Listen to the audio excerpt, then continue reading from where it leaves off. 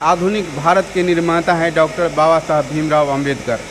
और ये ज़मीनी सत्य है क्योंकि उनके द्वारा बनाए गए विभिन्न योजनाएं, कार्यक्रम, संस्थान जो हैं वर्तमान में न सिर्फ फलीभूत वरन अच्छा संदेश के साथ अच्छा काम कर रही है, अच्छी उपलब्धियां दे रही है। हर जगह छोटे कार्यक्रम हो और उनके विचार का प्रसार हो। इसीलिए ये सिर्फ निम्न वर्ग या वंचित समाज ही नहीं वरन इसके अतिरिक्त जो समाज है उन्हें भी उनके किए गए कार्यों के बारे में जानकारी हो और तब उन्हें समझ में आएगा कि वास्तव में वो केवल वंचितों के नेता नहीं बना हमारे भी थे।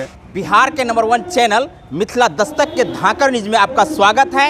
हम अभी प्रधान डाकघर मधुबनी कार्यालय पर हैं। प्रधान डाकघर कार्यालय में बाबा साहब डॉक्टर भीमराव अंबेडकर का जयंती कार्यक्रम हो रही है। सर, सबसे पहले मिथिला दस्तक पर स्वागत है। धन्यवाद।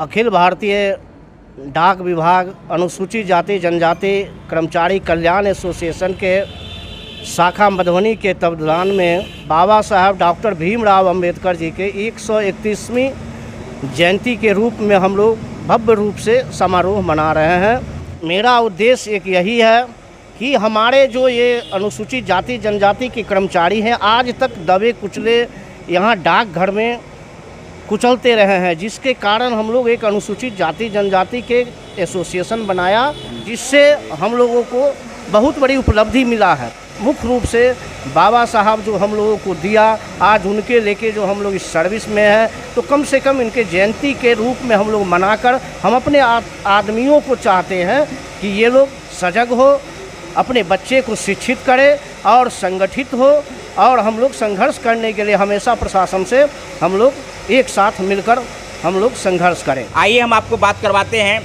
वैद्यनाथ जी से। तो सबसे पहले आपका स्वागत है। जी धन्यवाद। सर, सबसे पहले हम आपसे एक बात पूछना चाहेंगे। अंबेडकर साहब की जयंती मनाते हैं, परिनिर्वाण दिवस मनाते हैं, खासकर ये मनाने से समाज में किस प्रकार का मैसेज जा रहा है? दूसरा बात है कि इनकी 21वीं सदी में बाबा साहब अंबेडकर की क्या प्रासंगिकता है? जी, सबसे पहले तो बाबा साहब भीमराव अर्थात आरक्षण, इसका दुर्भाग्य और सौभाग्य ये है। दुर्भाग्य मैं ये कहूँगा कि जिन्हें इसका समुचित लाभ मिला वो स्वयं आगे निकले और बाकी वंचितों को भूल गए। ये आप स्पष्ट कीजिए कि जो आरक्षण का लाभ ले रहे हैं वो बाबा साहब को भूल रहे हैं, वो समाज को भूल रहे हैं। जो आगे बढ़े वो अपने वंचित समाज को भूल रहे हैं। मेरा ये कार्यक्रम मनाने का मुख्य उद्देश्य है कि वो जागरूक हों कि हमें जो लाभ मिले वो हम अपने वंचितों को, जिन्हें इसके बारे में अधिकतम जानकारी नहीं है, जानकारी दें और इसका उन्हें भी लाभ मिले। मेरा प्रथम उद्देश्य तो ये है।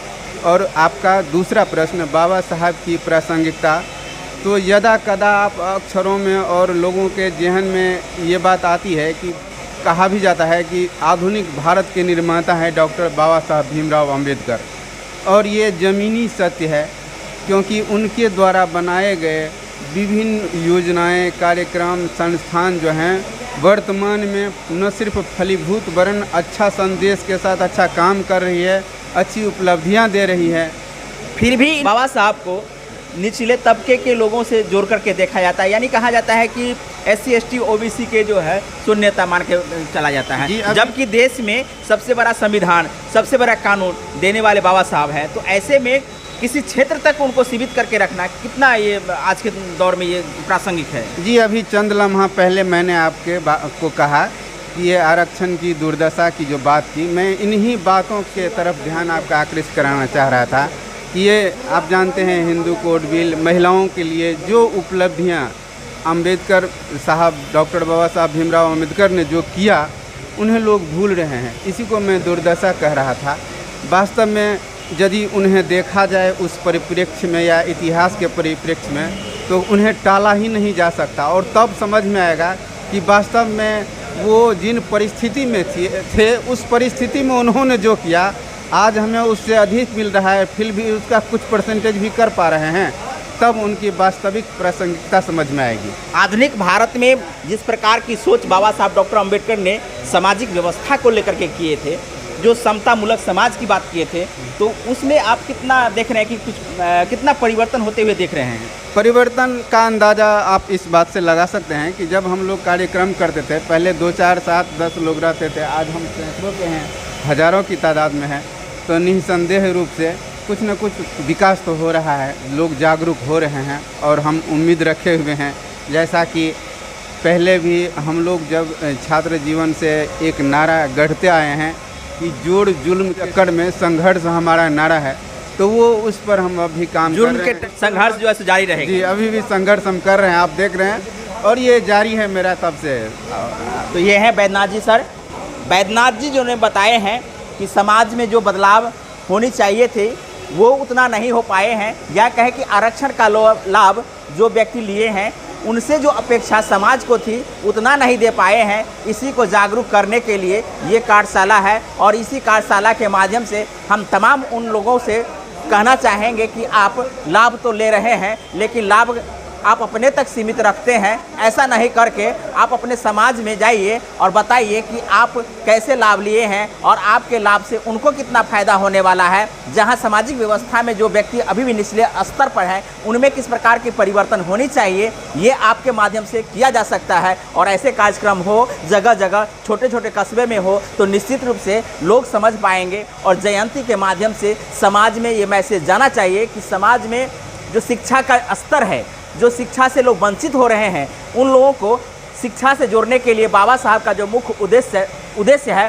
शिक्षित बनो, संगठित हो और संघर्ष करो। इन बातों को लेकर के लगातार लड़ाई चल रही है। और सिंबल ऑफ नॉलेज के रूप में जब पूरा विश्व मान रहा है, तो भारत में बाबा साहब का जो कद है आखिर क्यों इतना कम करके देखा जाता है? आप SC ST हैं इसलिए आप ये कार्यक्रम कर रहे हैं, लेकिन यही सर्व समाज के लोग इस कार्यक्रम को करते तो और बेहतर होता ना?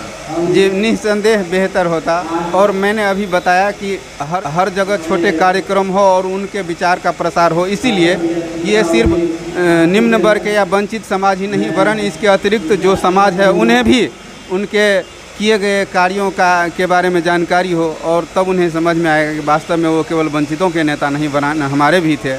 खास करके हमारी आधी आबादी इस पर ज़्यादा ध्यान दे तो बेहतर होगा।